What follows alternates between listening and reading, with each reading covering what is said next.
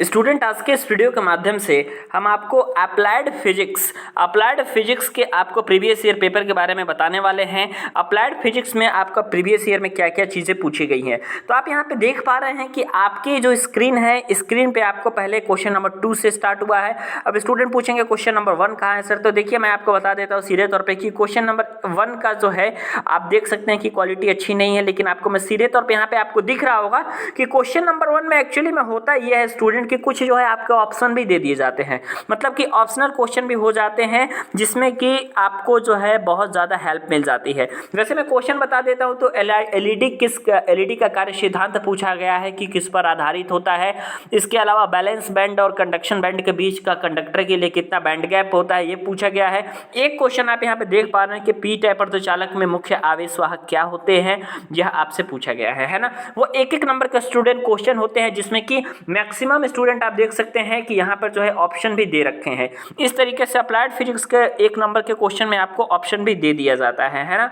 अब हम नेक्स्ट बात करते हैं आपसे क्या, तो नेक्स्ट आपका बात आता है किसका, तो क्वेश्चन नंबर 2 का। अब जब आप क्वेश्चन नंबर 2 रहेगा इसमें, तो इसमें आपको 5 प्रश्न करने होते हैं। प्रत्येक प्रश्न जो है आपका 2 नंबर का पूछा जाता है ना। यहाँ पे देखिए, पहला पूछा गया है कि ध्रुवीकरण से रिलेटेड जो मेलस का नियम है, इससे आप क्या समझते हैं, इसको समझाना है। तरंगों के अध्यारोपण के सिद्धांत को लिखना है और समझाना है। ऑप्टिकल फाइबर क्या होती है, इसकी रचना को आपको बतानी है। इसके अलावा ठीक है, पैरामैग्नेटिक और डायमैग्नेटिक पदार्थों में से प्रत्येक के 2-2 उदाहरण देखना है। इसके अलावा आपसे पूछा गया है कि एक आवेश Q के कारण विद्युत क्षेत्र की तीव्रता को परिभाषित करनी है और इसकी मात्रक को लिखना है। फिर रॉ नंबर वाला क्वेश्चन कह रहा है कि पदार्थ के विशिष्ट प्रतिरोध से आप क्या समझते हैं, इसके मात्रक को लिखिए। बाइनरी संख्याएं क्या होती हैं, जब एक बाइनरी संख्या को यदि इसके साथ जोड़ा जाएगा, मतलब कि बाइनरी संख्याओं का एडिशन से रिलेटेड क्वेश्चन पूछ रहा है, तब जोड़ व कैरी का मान क्या होगा, ये चीज़ें आपसे पूछी जा रही हैं, है ना। तो ये आपका है जिनमें से आपको सिर्फ और सिर्फ 5 प्रश्नों के उत्तर को देना है। आप देख सकते हैं कि वेव ऑप्टिक्स से क्वेश्चन बहुत ज़्यादा नहीं पूछा गया है।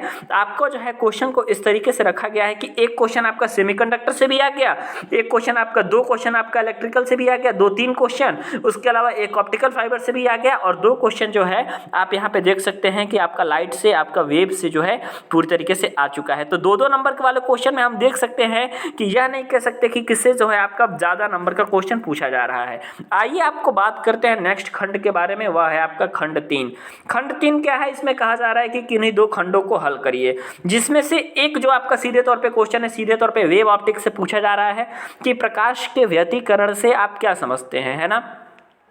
और प्रकाश के निरंतर व्यतिकरण हेतु कौन कौन सी शर्तें होती हैं, प्रकाश के व्यतिकरण के लिए कुछ शर्त होती है, उन शर्तों के बारे में आपसे पूछा गया है। अगला क्वेश्चन आपका इलेक्ट्रिसिटी से पूछ दिया गया है, और उसके बाद वाला क्वेश्चन जो है आपका सेमीकंडक्टर से पूछ दिया गया है। यानी कि पेपर का पैटर्न इस तरीके से अरेंज किया गया है कि फुल में फुल मार्क्स वही स्टूडेंट आपका ला पाएगा जिन्होंने अपने पूरी तरीके से अप्लाइड फिजिक्स की तैयारी की हो। जैसे कि आप देख सकते हैं कि क्वेश्चन पूछा गया है कि विद्युत क्षेत्र की तीव्रता एवं विद्युत विभव को परिभाषित करिए और इन दोनों के बीच में आपको संबंध प्राप्त करना है, ठीक है। इसके अलावा 100 नंबर क्वेश्चन है कि पी टाइप तथा एन टाइप अर्धचालक की ऊर्जा बंध चित्र को लिखिए। एनर्जी बैंड जो डायग्राम है उसको लिखना है, और इसमें फर्मी लेवल क्या होता है, फर्मी लेवल की स्थिति को भी आपको दिखानी है। फर्मी लेवल की स्थिति को इसमें शो आउट करना है ना।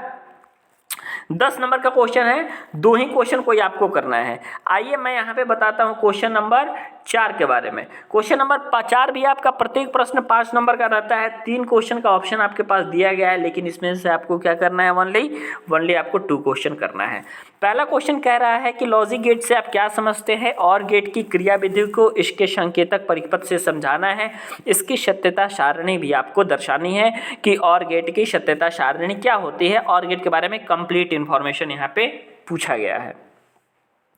2 नंबर क्वेश्चन क्या आ रहा है कि एक पीएन जंक्शन के फॉरवर्ड बायस तथा रिवर्स बायस के परिपथ को आरेख के द्वारा समझाना है, और यह भी समझाना है कि औसत परत की मोटाई फॉरवर्ड बायस और रिवर्स बायस की स्थिति में आपकी कैसे परिवर्तित हो जाती है। इसकी हिंदी विधि हुई है अग्र अभिनत तथा पश्च अभिनत की स्थिति में। एनपीएन ट्रांजिस्टर है जिसमें कि आपका उभयनिष्ठ आधार विन्यास में है, आपका प्रवर्धन गुणांक 0.95 है, और आपका उत्सर्जन करंट का मान यदि 10 मिली एम्पियर है तो आधार करंट की वैल्यू को आपको ज्ञात करना है। है ना। ये क्वेश्चन भी आपसे पूछा गया है। तो आप देख सकते हैं, फिर से आपने देखा तो आप यहाँ पे देख सकते हैं कि दो आपका ये जो आपका खंड 4 है, इसमें आपका सेमीकंडक्टर से तीनों आपका है प्रश्न। लॉजिक गेट भी है आपका, इसके अलावा आपका पीएन जंक्शन है, डायोड से भी और अनपीएन ट्रांजिस्टर से भी। अगला खंड आप देख लीजिए, पांचवा क्या है? पांचवा है आपका कि सुपर चालकता को आपको समझाना है, मतलब सुपर कंडक्टिविटी को समझाना है। आप देख सकते हैं अति चालकता जिसे कहते हैं, इसको आपको परिभाषित करना है और अति चालकता और सामान्य चालकता के बीच में अंतर क्या होता है ये आपको समझाना है। 1 नंबर क्वेश्चन है कि विभवमापी क्या होता है, इसका वर्णन करना है। इसके उपयोग हेतु एक किसी सेल का आंतरिक प्रतिरोध को कैसे ज्ञात करते हैं यह आपको बताना है। अगला है आपका कि सौर ऊर्जा पर आपको टिप्पणी करनी है।